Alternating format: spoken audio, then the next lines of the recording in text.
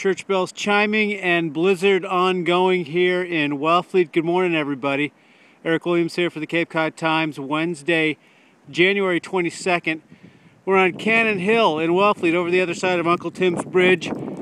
We're protected right here behind a hill, but the wind is blowing hard, snow going sideways, and it's chilly out here right now. Walking over here on the roads, they were slick, but not too bad. Maybe only like 6 inches or so. So it doesn't seem quite so bad. And maybe everything's going to be fine. Beautiful morning out here. Windy.